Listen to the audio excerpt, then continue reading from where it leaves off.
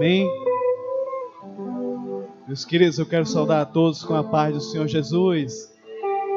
Parabenizar aqui o Ministério das Crianças, Ministério Infantil, por todo o desenvolvimento.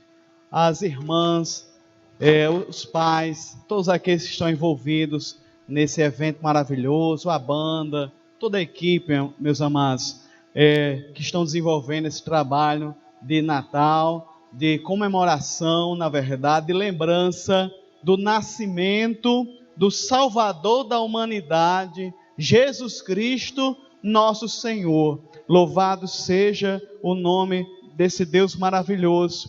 Para muitos, o Natal é apenas uma data de presentes. Eu acho que as crianças se concentram mais nisso. Os jovens, para alguns, seria uma roupa nova, um passeio, um lazer. Para quem é adulto, para quem já tem a minha idade, mas a gente já pensa talvez no 13º, que está chegando, que vai acrescentar e vai poder pagar as contas. Mas Natal não é isso. O Natal cristão, louvado seja Deus, o nosso reconhecimento, a nossa reverência ao Filho de Deus. Primeiramente, essa peça maravilhosa, bem desenvolvida aqui, amado, pelas crianças. E saiba de uma coisa, amado, o maior alvo dessa peça são as próprias crianças. Quem nasceu no Evangelho, quem se criou no Evangelho, vai poder ter essa certeza de que foi impactado de algum momento, de alguma maneira, por alguma peça. E eu acredito que elas vão valorizar de maneira diferente o Natal. Vão poder olhar, já que participaram da peça, já que louvaram o Senhor no final da mesma, vão poder desenvolver ainda mais essa lembrança. O Abolição 4 sempre foi feliz nas peças que fizeram. Eu acho que a minha igreja ali do Pousada, amado, a gente já era mais hardcore, a gente já utilizava uns efeitos diferenciados. Eu me lembro que numa peça de evangelístico, pastor Aguinaldo, eu muito magrinho, eu estava com 20 anos de idade, eu pesava 50 quilos, 1,70 m, 50 quilos, era subnutrido, né, gente? Bem magrinho mesmo. Aí o pessoal me botaram, mas colocaram 2 galhos, tiraram ali os nós, fizeram uma cruz. E não sei se Jair estava naquela época ali, não sei se ele lembra, mano. Tinha um palco e me saíram chicoteando. Eu me lembro que eu caí, não tinha calçamento, ralei meu joelho todo. E no final me botaram na cruz. Vocês lembram? Domingo foi encenado aqui, não foi? Os jovens encenaram. Foi um negócio muito light, né? Na minha época o negócio era bem estreito. Me botaram lá na cruz e eu chorando ali, amado. O pessoal achava que eu estava chorando no poder, mas era com medo daqueles 2 galhos se quebrar e eu me esbagaçar no chão. Mas para a glória de Deus estamos aqui. 18 anos se passaram, estamos comemorando outros natais dessa feita aqui no Abolição 4. Só para descontrair, amados, eu quero já introduzir a nossa temática de Natal. O pastor já deu um enfoque muito feliz, quando fez uma leitura lá em Lucas, capítulo 2, e da leitura eu queria apenas falar um versículo, louvado seja Deus, apenas um versículo da leitura, amado. Se você quiser refletir em casa, o capítulo 2, verso 7 da leitura, diz assim: e deu à luz o seu filho primogênito, envolveu em panos, deitou numa manjedoura, porque não havia lugar para eles na estalagem. Eu não sei se a sua tradução tem hospedaria. Vamos já refletir sobre esse termo especificamente. E quando chega o evento de Natal, o culto de Natal, amado, eu trouxe aqui 3 perguntas nesses 30 minutos que vamos tentar desenvolver a temática. 3 perguntas que nós, como cristãos, devemos devemos fazer no tocante ao Natal? Primeiro, como se deu o nascimento de Jesus? Segundo, precisávamos mesmo que o Salvador encarnasse? E por fim, amado, é lícito, é interessante nós evangélicos comemorarmos o Natal? Tem irmãos que falam que é paganismo, tem outros que falam que é heresia comemorar o Natal. Então vamos hoje, nesses 30 minutos, amado, louvado seja Deus, refletir sobre essas temáticas aqui. A primeira pergunta, amado, como se deu o nascimento de Jesus? De maneira muito rápida, os irmãos sabem da história, louvado seja Deus, que Maria estava desposada de José. Para a cultura hebraica, não havia diferença entre noivado e casamento no tocante às responsabilidades legais. Não havia diferença. Tanto é, pastor Aguinaldo, que para romper um noivado era necessário o divórcio propriamente dito. Era necessário ter o repúdio da noiva, era para ter o distrato ali. Por quê? Porque as famílias, ambas, a família do noivo, a família da noiva, elas faziam ali o contrato de núpcias, e aquela moça passava um ano se resguardando para o seu esposo, e o seu pretendente estava arregaçando as mangas, ele estava construindo a sua casa, ele estava levantando ali o dote da noiva, ele estava ali naquele momento dos preparativos do casamento. E era nesse momento que a jovem Maria, entre 13 e 15 anos de idade, recebe ali uma visita toda inusitada. Louvado seja o nome de Jesus. Era uma visita diferente. Era comum os judeus se saudarem com Shalom Adonai, a paz do Altíssimo, a paz de Deus. Era comum, mas aquele homem entra na casa dela sem ser chamado e vai com a saudação diferente: salve agraciada. Você é diferente. De onde é que você é? Não teve tempo, aquele anjo já foi introduzindo a conversa. Olha, o Deus de Israel escolheu você, jovem, para partir de ti, do seu ventre, nasceu o Salvador do mundo. Nós, evangélicos, temos todo o respeito por Maria, toda a reverência que é própria, na medida em que ela foi preparada por Deus ali, amado, para carregar aquele rapaz. Mas já era tradição, a cultura judaica, se você for estudar um pouquinho, já era tradição, cada moça, porque já havia uma profecia que iria nascer um Salvador. Então todas as moças, elas se preparavam, mas era no casamento. Elas tinham oravam no seu casamento, pelo aquele filho que ela ia gerar, que fosse o que iria libertar Israel.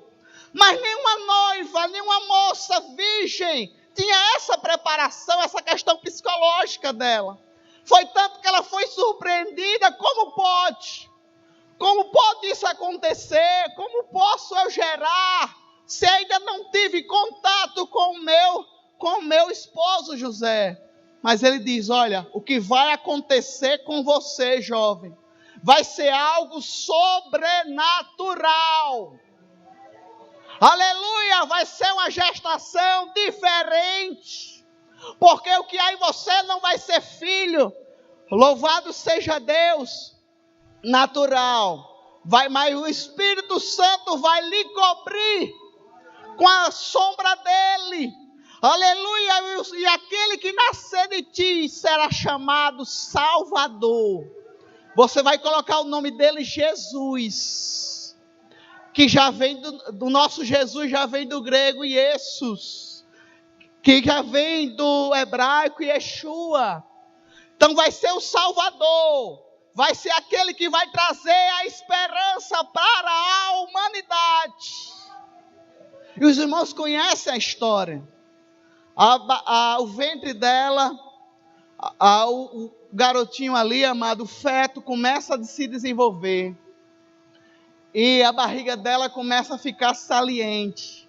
Os irmãos sabem da história, ela passa 3 meses, por volta de 3 meses ali na casa da prima dela, Isabel. Mas Maria tem que voltar. E começa ali aquele disse-me-disse, começa aquela fofoquinha ali na aldeia de Nazaré, uma aldeia pequena. Os estudiosos falam que ela tinha 300 habitantes. Então a vila é extremamente pequena, onde todo mundo se conhecia. E logo a conversa chega aonde? No ouvido de José. Tudo indicava, pelas aparências, humanamente falando, tudo indicava que José tinha sido passado para trás. Alguém tinha chegado primeiro e aquela moça estava grávida, uma gravidez adulterina. Pelos trâmites legais, a tendência natural era aquela moça ser o que, gente? Apedrejada. Mas pelo trâmite legal, para preparar, Deus preparou tudo, meus amados. Deus já tinha preparado um noivo ali maravilhoso.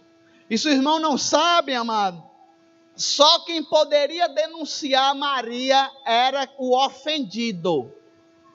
Era José. Não era o sogro, não era o pai de José que podia denunciar. Não era a sogra de José que iria denunciar. Não eram os tios dele, não era o pai dele. Só quem poderia denunciar Maria era José, porque ele era o futuro esposo dela. E a Bíblia diz, meus amados, que ele era uma pessoa justa, uma pessoa íntegra. E naquela altura do campeonato, ele preferiu fugir do que denunciar aquela jovem. Então, na verdade, ele estava fazendo um ato ali de humanidade. José não estava sendo covarde, não. José estava sendo sensível com aquela moça, estava ali sensibilizado por ela, amava ela e colocou no coração: se eu fugir, vão achar que é meu, vão achar que esse garoto é meu, e vai ser criado sem pai mesmo, mas essa jovem vai permanecer viva e o garoto vai ficar vivo. Simples assim. Mas os irmãos conhecem a história, foi encenado aqui e o texto é bem claro. José assume a sua responsabilidade, leva Maria ainda no final da gravidez para aquele censo ali, percorre alguns quilômetros entre Nazaré e Belém, tinha uma caminhada muito boa e coincidiu com o parto, as dores de parto de Maria. É muito comum, amados, é muito comum, até mesmo na prédica aqui que a pastora leu, é muito comum nós levarmos para o lado da hospedaria, que não havia ali vaga para Maria e José numa estalagem ou numa hospedaria. Mas se nós formos estudar um pouquinho do texto sagrado, amado, havia ali uma tradição da hospitalidade. Todos os judeus, sobretudo os da família, tinham por obrigação hospedar aquele que vinha de longe. Era uma obrigação moral e espiritual de todo judeu. Não deixar ninguém dormir na praça, ninguém dormir na rua. E havia ali, amado, o texto sagrado, o texto grego de Lucas, tem 2 palavras para hospedaria. O texto lá em Lucas 10, versículo 34, que fala que o bom samaritano pegou aquela vítima ali de assalto, levou para uma hospedaria, é uma palavra diferente da usada ali em Lucas 2, versículo 7. Numa tradução mais correta do capítulo 2, versículo 7, ao invés de chamar estalagem, hospedaria, na verdade a tradução mais correta seria quarto de hóspede. José bateu na porta de todos os seus parentes. Bateu na porta de A, de B, e ninguém tinha quarto de hóspedes. Por quê? Porque a conversa de Nazaré já tinha chegado em Belém, que José tinha casado com a moça e que o filho ali não era dele.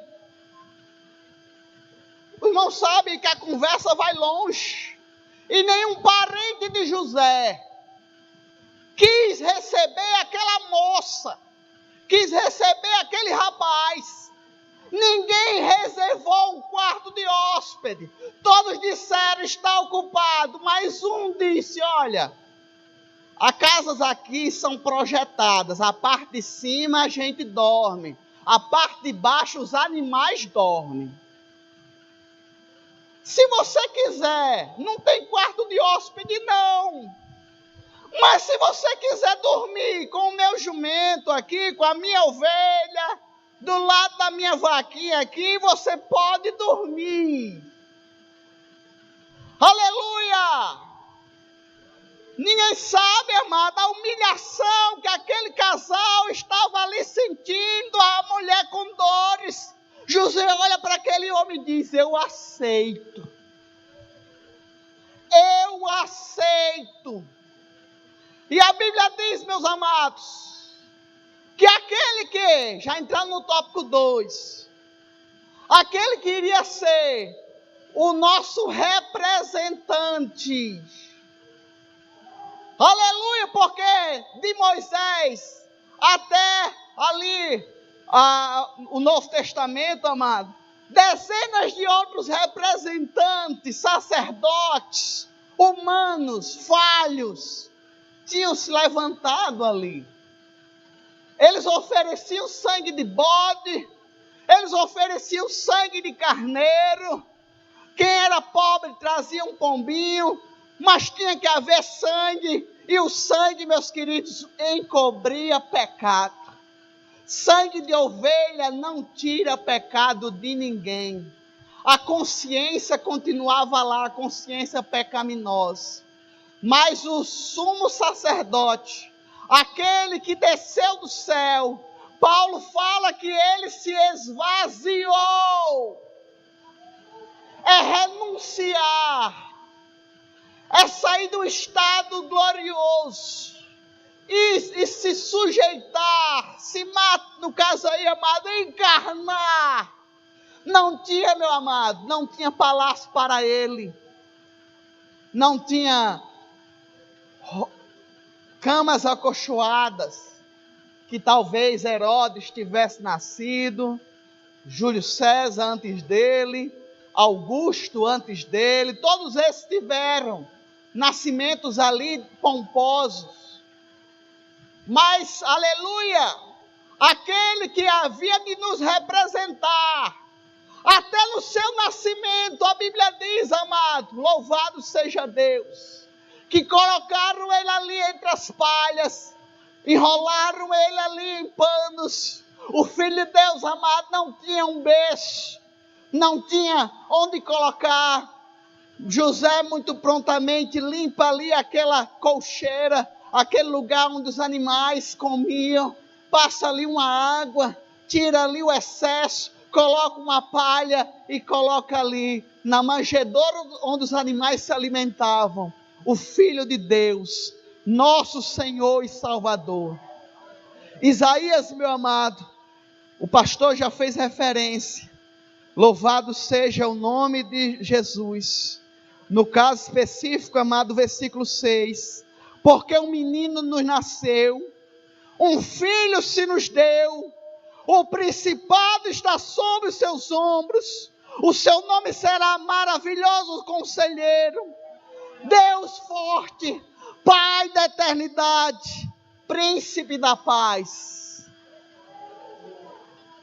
Estava ali, amado, o pão da vida, aquele que iria alimentar as nações com a tua palavra. A Bíblia diz, louvado seja Deus, que era um dos animais que estavam comendo ali há poucos instantes. Mas o pão de Deus que desceu do céu estava naquele lugar. E o pastor muito bem focou. Os anjos não foram avisar Herodes.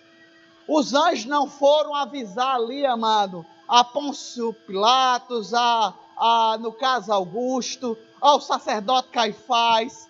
Os anjos foram avisar aos humildes, aos rejeitados da sociedade.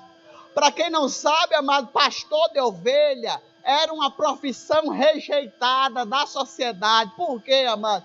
Porque eles não tinham terras. E para alimentar seu gado, para alimentar suas ovelhas, eles tinham que invadir, eles tinham que ser nômades de terra em terra ali, amado, para alimentar suas ovelhas. E eles eram escorraçados, muitos deles. Eles eram desprezados. Era assim você, amado, antes de encontrar com Jesus. A sociedade não lhe dava valor. Aleluia, louvado seja Deus. Você pode não ter, amado, uma referência profissional. Você pode não ter um cargo de referência, um status. Mas saiba de uma coisa. Aleluia, louvado seja Deus. Aleluia, em algum momento Deus se revelou e disse: meu filho nasceu por você. O meu filho desceu, o meu filho renunciou a tudo.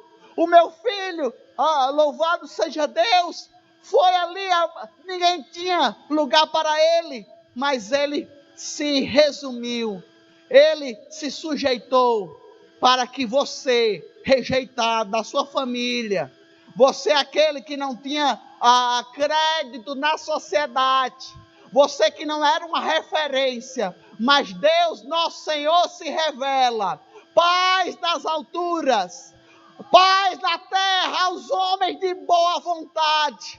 A Bíblia diz que todos aqueles que o receberam foram feitos filhos de Deus, nosso Senhor. Quantos filhos de Deus aqui essa noite, irmão? Quantos aqueles que foram impactados por esse nascimento também?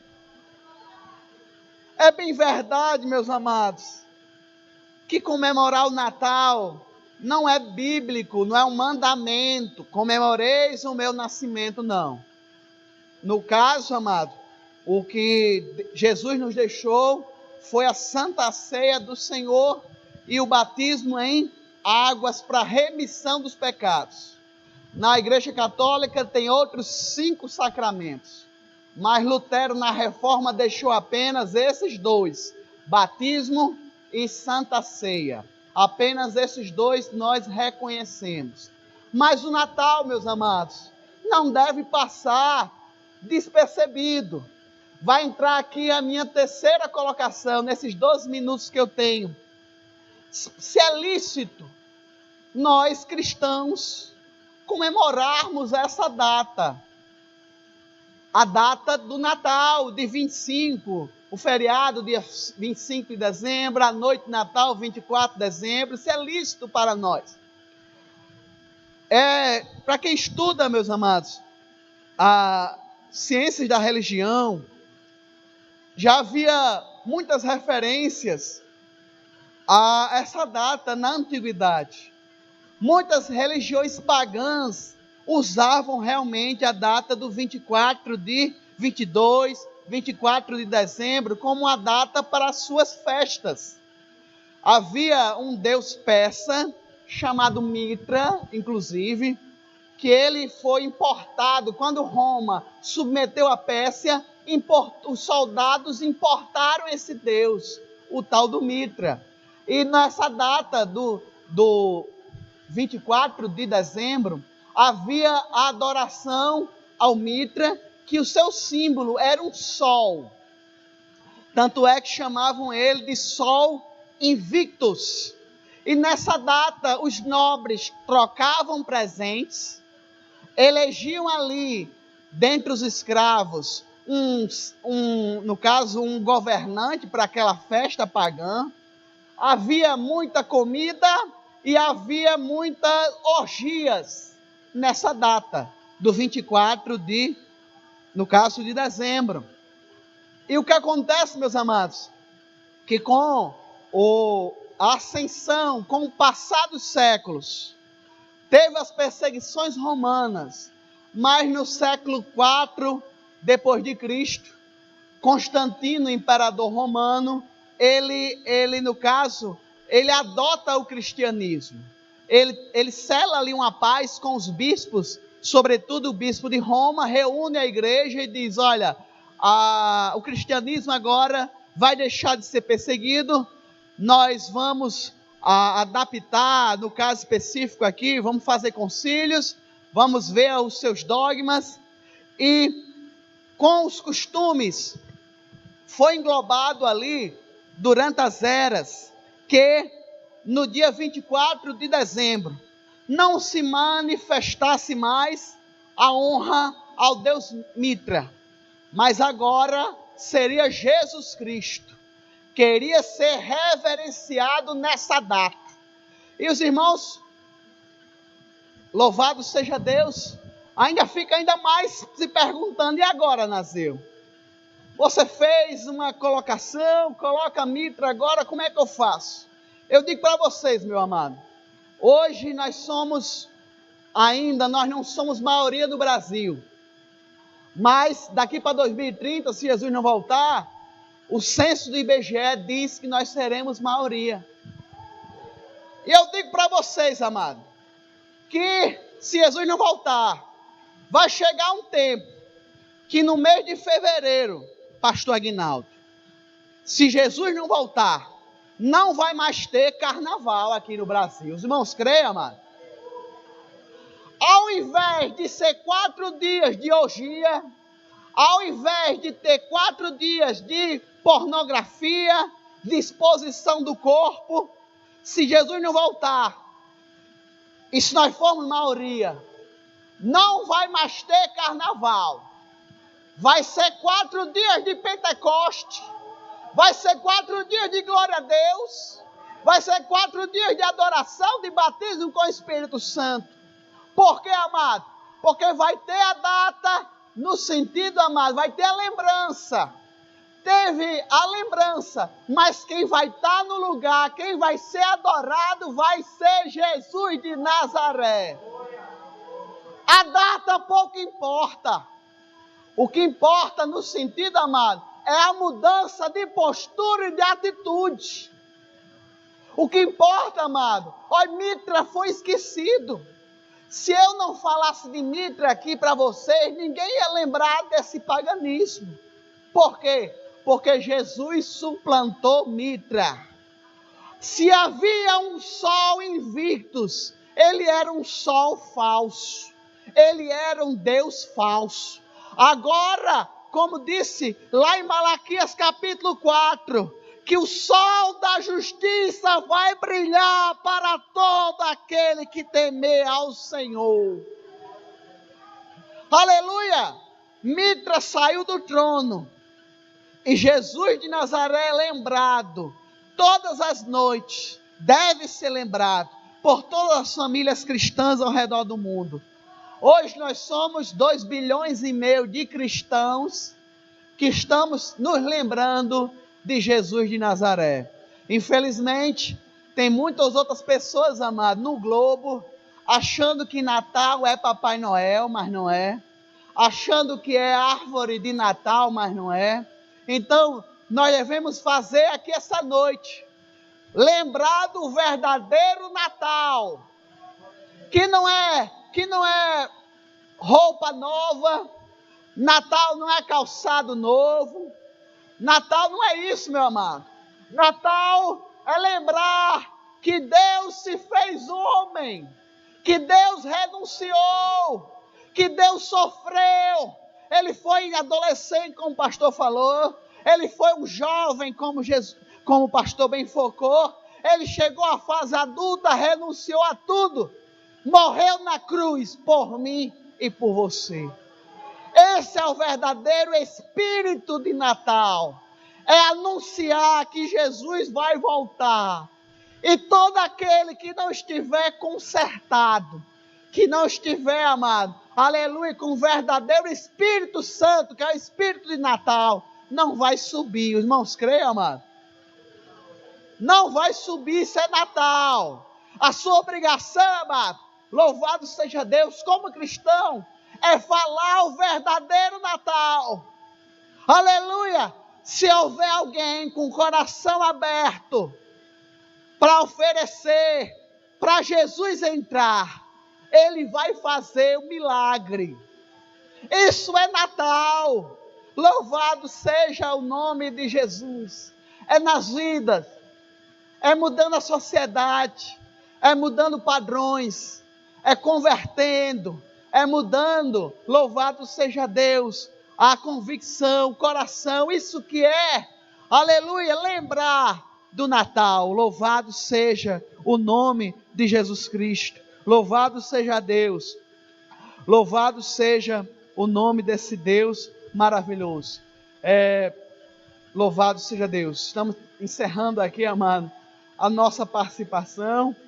Eu não tenho muito, pastor, boas lembranças do Natal.